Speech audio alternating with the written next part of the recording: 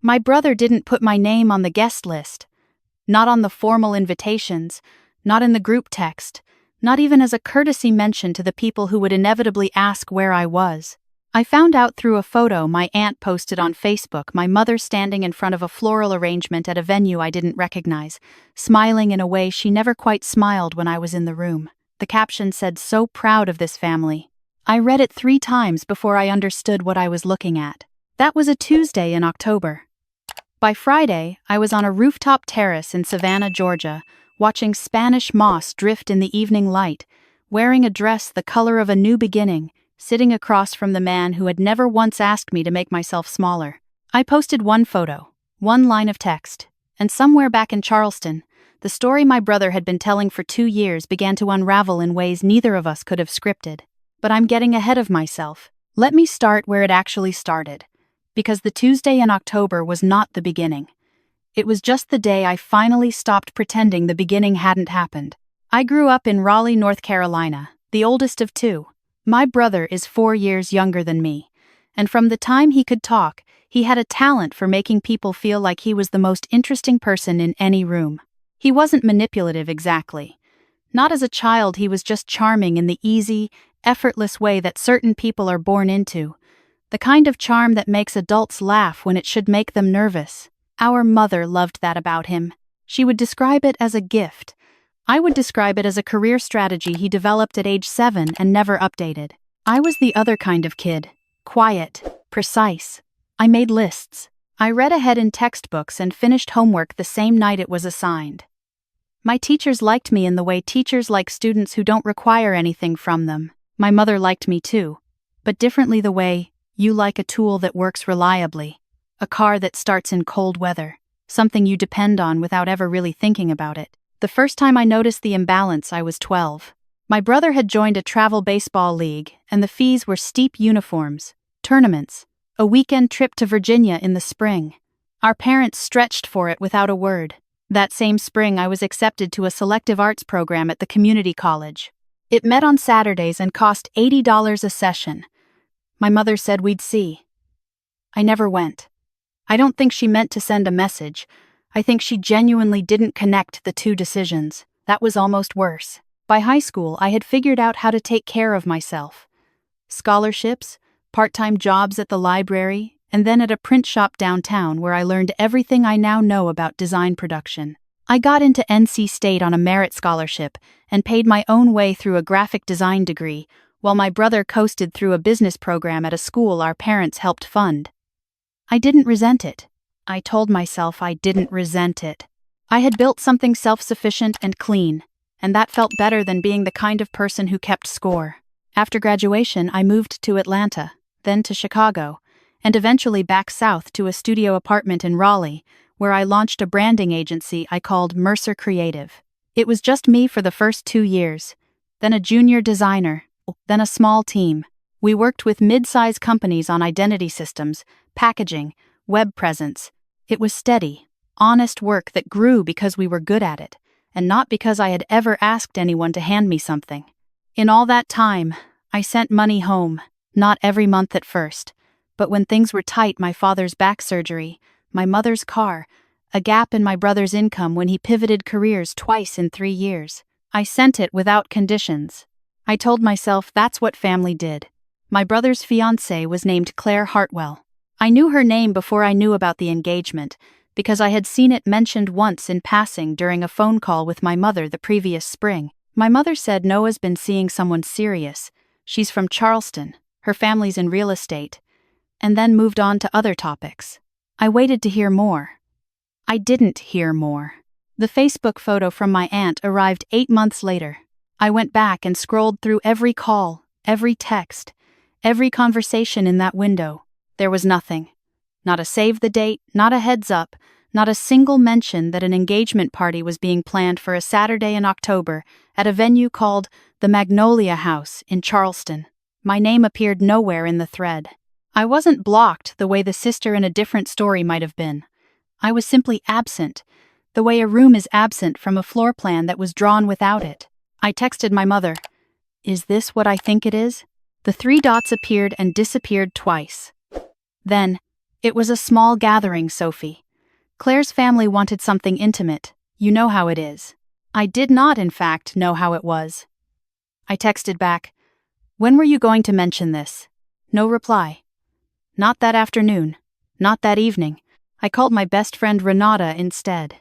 She answered on the second ring, already at dinner, and I could hear the restaurant noise behind her voice when she said, "Talk to me." I told her. There was a pause. She said, "He told them you were estranged, didn't he?" I hadn't considered that. I sat with it for a second and felt something cold move through me. Not surprise exactly, but recognition. The Hartwells were old Charleston money. I knew enough to know that kind of family vetted everything, and if Claire's parents had heard nothing about me, there were only two explanations. Either my brother had never mentioned me, or he had mentioned me in a way that made my absence seem logical, earned, unquestioned. He might have, I said. Then don't call him tonight, Renata said. Don't call anyone, just sit with it. I sat with it. I sat with it through a glass of wine, and then through a second. I pulled up my brother's Instagram, which I followed but rarely checked, and scrolled back through the last year of posts. There was Claire in every third photo. There were her parents at a dinner, her father's arm around my brother's shoulder, the Hartwell family beach house in the background. There was my brother looking easy and arrived, the way he always looked, the way that had always come so naturally to him. There was not a single mention of me, not a tag, not a throwback, not a "my sister thinks" or "my family says." I had been edited out of his narrative the same way those Saturday art classes had been edited out of my spring. Quietly, without announcement, in a way that required no explanation because no one thought to ask. That was the night something shifted. Not loudly. I didn't throw anything. I didn't draft a message I'd regret. I just felt, very clearly, and without drama, that I was done waiting for a door that had already been closed from the other side. Marcus had been asking me for 3 months to come to Savannah for a long weekend. He ran a small residential architecture firm out of a converted warehouse in Midtown Atlanta, and he had been hired to consult on a restoration project in the historic district, a federal-style townhouse that needed sympathetic renovation. He wanted to walk the city, eat well, spend 2 days not thinking about client deliverables. He'd asked me to come in August, in September, and again in early October, and each time I had said soon, because I had a pitch to finish, a rebrand to deliver, a reason to stay put. I texted him that night. "Is the Savannah offer still open?" He replied in under a minute. Been waiting for that text. "When?" I said, "This weekend." Then I closed the Instagram app and didn't open it again. Renata came over the next morning with coffee and a garment bag draped over one arm. She had the expression of someone who had been quietly preparing for exactly this moment. "I've been holding on to this for 6 months, she said. "For the day you stopped shrinking." She unzipped the bag. Inside was a dress silk, deep emerald, bias cut with a draped neckline, and a hem that moved when you walked like it understood what it was doing. She'd found it at a small designer market in the summer and bought it on instinct. "It's not for blending in," she said. "It's for being undeniable." I held it against myself in the mirror and thought, this is what permission feels like when you stop asking for it. The drive down to Savannah took 4 hours. Marcus drove with one hand on the wheel and a playlist of things he'd been meaning to share with me for months. We didn't talk about my brother. We didn't need to. That's the thing about the right person in your life. They understand that sometimes the most supportive thing is to not treat every wound like a procedure. We stayed at a small inn on Jones Street, 2 blocks from Forsyth Park. The room had plaster walls and tall windows, and a quiet that Raleigh didn't have. I unpacked slowly, hanging the emerald dress on the back of the bathroom door where I could see it from the bed, like a reminder. The first evening, Marcus had a site walkthrough at the townhouse on Gaston Street, so I walked alone through the squares. Savannah's squares are something specific, each one a small argument for the idea that beauty should be structural, built into the bones of a city rather than applied as decoration. I walked through 4 of them and sat on a bench in Chippewa Square, and called no one and answered no one, and felt, for the first time in months, like a person who existed on her own terms. That night we had dinner at a restaurant on the river with white tablecloths and no prices on the menu, and a sommelier who talked about wine the way I talked about typefaces. Marcus ordered for both of us and was right about everything. Halfway through the meal, he looked up from his glass and said, "You seem lighter." "I made a decision," I said. "What kind?" "The kind where you stop knocking." He nodded, slow. He'd heard enough of the background to understand what I meant. Then, he reached across the table and said, "I want to say something, and I need you to actually hear it." I said I was listening. "You have been functioning as someone else's backup plan for so long that you forgot to make a plan for yourself. And I don't mean professionally you've done that. I mean, emotionally. You've been on standby, and I think part of you has been waiting for your family to notice so you could finally stop." He was right. I sat with the rightness of it without arguing. "They're not going to notice," I said. "I know," he said. "That's what I needed you to hear." The second evening we went up to the rooftop of the inn. The light in Savannah at 7 in the evening is specific and absurd, amber and diffused, the kind of light that makes everything look like it means something. I wore the emerald dress. No jewelry except small gold hoops, hair loose, bare feet on the warm stone. The Spanish moss in the oak trees below caught the air and swayed like something breathing. Marcus had brought his camera, not his phone, his actual camera, a film camera he'd carried around since graduate school. He didn't ask to take a photo. He just did. Later he showed it to me. My back to the camera, the city below, the dress catching the last of the light, one arm resting on the iron railing. I didn't look like someone waiting for anything.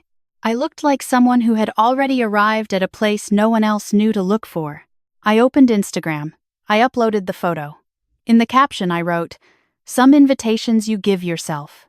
Then I put my phone in my bag and didn't look at it for 3 hours. By the time we were back in the room, the notifications had already started. Old classmates, former colleagues, a woman I'd worked with on a project in Charlotte 2 years ago who wrote simply, "I needed this today. Thank you." None of it felt significant. It was just the algorithm doing what algorithms do. Except then came a notification I hadn't expected. Someone named Becca Hartwell had followed my account. I didn't know the name. I tapped the profile 22 years old, University of South Carolina, bio, said the Hartwell family, in a way that made it clear she was comfortable with how that sentence landed. She was Claire's younger sister. Within an hour, she had liked 6 of my posts. Within 2 hours, one of Claire's college friends had tagged Claire in a comment below the Savannah photo. The comment said, "Isn't this Noah's sister?" I put the phone down. Marcus was reading in the chair by the window, shoes off, completely untroubled. I said, "Something's starting." He looked up. "What kind of something?" "The kind that happens when the story someone told about you turns out to have a witness." He put the book down. Eleanor Hartwell was the kind of woman who did not encounter surprises casually. She had built a real estate portfolio across the Lowcountry over 30 years with the deliberate precision of someone who understood that information was the most valuable currency in any room. She had vetted Claire's previous boyfriends, the way some families vetted contractors. References checked, histories traced, financial situations examined with the patience of someone who knew that what people didn't say was usually more revealing than what they did. She had asked Noah early in the relationship whether he had siblings. He had said yes, an older sister, but that they hadn't been close in years, different paths, different values, a falling out he didn't like to revisit. Eleanor had accepted this. She had no reason not to. People had complicated families. She understood complicated families. But Becca had sent her the Instagram photo with a single line. "Mom, this is the sister," Noah said, cut them off. "She doesn't look cut off." Eleanor Hartwell read the caption. Then she opened the account from the beginning. What she found was not the profile of a woman who had abandoned her family. It was the profile of someone who had spent a decade building something real. Client work that was publicly credited, a rebrand for a regional grocery chain that had been featured in a design publication, speaking panels at small business conferences, a running series of posts about what it meant to build a company from nothing in your late 20s. She scrolled for 40 minutes. Then she called her assistant and asked her to pull the full professional history on Sophie Mercer of Raleigh, North Carolina. By the following morning, she had a clear picture. And the picture didn't align with the one Noah had painted. The specific lie was not about me, as it turned out. It was about money.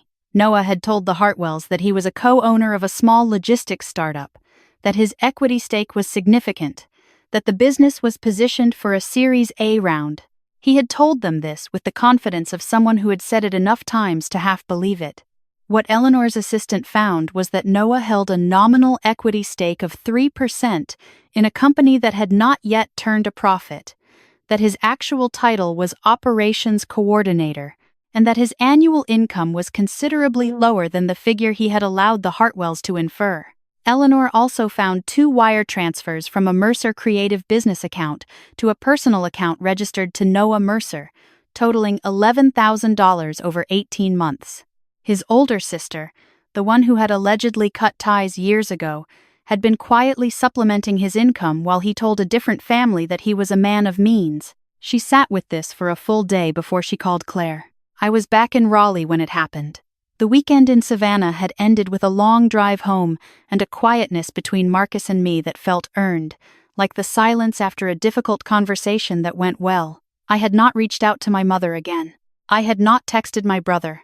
I had no plan, no strategy, no intention of engineering anything. I had simply gone somewhere beautiful with someone who deserved my presence and posted one photograph that said what I couldn't say in words. My cousin reached out first. A text from my cousin James, who had always been the most honest person in the extended family, largely because he had nothing to gain from anyone's approval. Sophie, I don't know what's happening, but Claire's family is asking questions about Noah's finances. Something's going on. Then, from a college friend of my brother's, someone I barely knew but who had my number from a group chat years ago, heard the Hartwells pulled back the wedding contributions. Noah's freaking out. And then from my aunt, the same one whose Facebook photo had started all of this, a voice memo she clearly meant to send to someone else. Eleanor Hartwell basically accused him of misrepresenting everything. His job, his money, apparently even his relationship with his sister. Meredith. I'm telling you, this is going to be a whole thing. I sat in my kitchen with a cup of coffee and read each message twice. I felt something I hadn't expected. Not satisfaction, not the specific pleasure of watching someone reap what they sowed, but something quieter and more complicated. I felt sad. Not for my brother exactly, not yet, but for the version of events where none of this had needed to happen. For the version where someone had texted me in August and said, "Hey, Noah's engaged. We're planning something in October. Please come." And I would have driven to Charleston and worn something nice and stood in a room with my family and let it be ordinary. That version had been available. It had simply never been chosen. The wedding proceeded. It was smaller than originally planned. Eleanor Hartwell had not withdrawn her approval, but she had made her displeasure known in the way that women of her particular social position communicate displeasure, which is to say through a series of scaled-back commitments that added up to a significant statement. The guest list contracted. The venue shifted to a smaller space at the Hartwell family property rather than the event hall that had been booked for 400 guests. The rehearsal dinner that was supposed to include extended family and close friends became immediate family only. My brother married Claire Hartwell on a gray Saturday in November with 50 people watching. I was in Raleigh finishing a brand identity project for a medical device company. I found out through a post Claire made that evening, her face, the dress, a simple caption. She looked happy. She looked genuinely, unperformatively happy. And I sat with that for a moment because it mattered. Whatever my brother had done, she hadn't done it. His call came at 11:30 that night. I was awake. I almost didn't answer. I looked at the screen for 2 long rings, his name there, and I thought about every version of this phone call, the defensive one, the one where he made himself the victim, the one where he cried in a way designed to make me feel responsible for his discomfort. I answered anyway. Silence first, then his voice. And he sounded genuinely tired in a way I hadn't heard in years. "I know," he said. I waited. "I know you saw the photos. I know you weren't invited. And I know it was wrong." I said, "Why?" He was quiet for a moment. Claire's family was they were a lot. They had a lot of expectations. I told them things were complicated with you and they asked why, and I said you'd pulled away. And then it was easier to just keep saying that. To not have to explain. To explain what? That you've been bailing me out for 3 years. That I owe you money. that they would have wanted to know where it came from if you were there, and I would have had to say. I didn't respond for a moment. Outside my window, the street was quiet and dark and entirely indifferent to this conversation. "You excluded me from your wedding," I said, "so that you wouldn't have to tell your new in-laws that you'd borrowed money from your sister." He didn't deny it. "And then Eleanor found out anyway," I said. "Yeah," he said. "Yeah, she did." I'd spent years expecting this conversation to feel like something like the release of pressure, like the moment before thunder, like any of the dramatic peaks a thing like this should build toward. It didn't feel like any of those things. It felt like finishing a book and setting it down and knowing you wouldn't read it again. "I don't hate you," I said. "I want you to know that before I say the rest. Okay, but I've been carrying something that wasn't mine to carry for a long time. And I've been doing it hoping that eventually you'd see it, and it would change something between us. And it didn't. And then you made a choice to not just exclude me, but to erase me, to tell people I wasn't there because I pulled away, which means you told them it was my decision, which means you let your lie include a lie about my character." He said nothing. "And I need you to understand that I'm not calling this even. I'm not forgiving you tonight. I'm just telling you that I heard you say, you know. And I believe that you mean it right now. And that's somewhere. But I'm not the one who needs to figure out how to fix this. That's your work," he said. "Fair." We stayed on the line for another few seconds without speaking. Then I said goodnight and ended the call and stood in my kitchen until the tightness in my chest loosened enough that I could take a full breath. "I called Renata," she answered on the first ring. "Was that him?" "Yeah. And I'm okay," I said. And it was true, which surprised me slightly and then didn't. The months that followed were not dramatic. There was no moment of cinematic triumph, no feature story about my resilience, no external validation that arrived exactly when I needed it. There was just work, and Marcus, and the quiet accumulation of days in which I was not waiting for anyone's permission or attention. I did get one unexpected thing in February, an email from Claire herself. She had tracked down my studio address through a design platform and sent a single paragraph on the company's email, formal and careful. She said she didn't fully understand everything that had happened before the wedding, but that she had come to understand more of it afterward, and that she wanted to say she was sorry I had been left out. She didn't ask for anything. She didn't offer an explanation for my brother or ask me to extend grace. She just said she was sorry, and that she hoped I was well, and that if I was ever in Charleston, she would like to have coffee if I was open to it. I read it twice. Then I wrote back, "Thank you for writing. That took something. I hope you're well too. I didn't make a plan to visit." But I didn't close the door either. Some doors you hold at a specific angle, not open, not shut, just available if both people decide to walk toward it at the same time. My brother and I exchanged a handful of texts over the spring.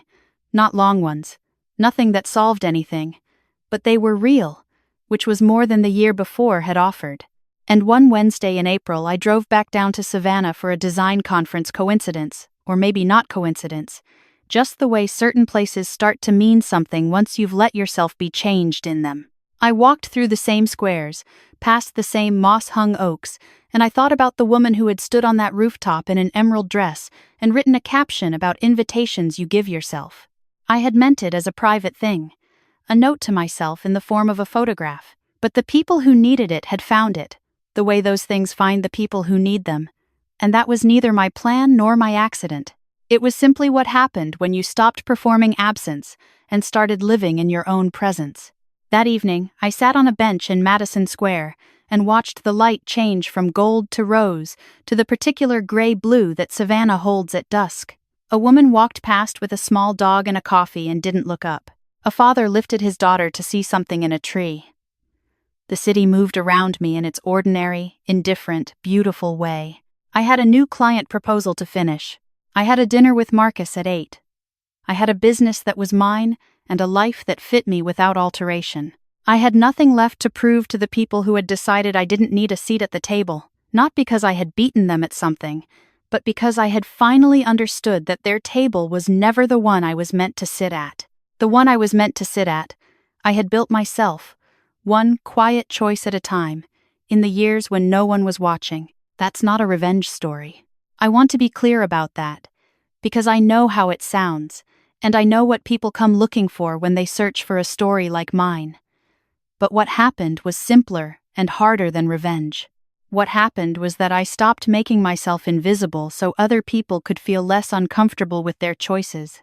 And when you stop doing that, when you take up exactly the space you're owed and not 1 inch more, sometimes the thing that was built on your absence can't hold. That's not something you do to someone. That's something that was always going to happen once you stopped helping them pretend otherwise. To anyone listening who knows what it is to be the capable one, the reliable one, the one who shows up with solutions and leaves without recognition, I see you. Not because your story looks like mine, but because I know what it costs to keep carrying something no one thanks you for. I know the particular exhaustion of giving your best to people who have decided your best is just what you do. You are allowed to stop. You are allowed to put it down. And when you do, whatever falls is not your fault. You were just the one who finally stopped holding it up.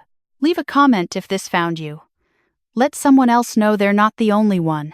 And if you've been here before, if you've had your own version of a rooftop and an emerald dress and a caption that said something you couldn't say out loud, I want to hear it. Because there are more of us than any of us know, living quietly in the spaces we were told were too small for us, taking up exactly as much room as we were always supposed to.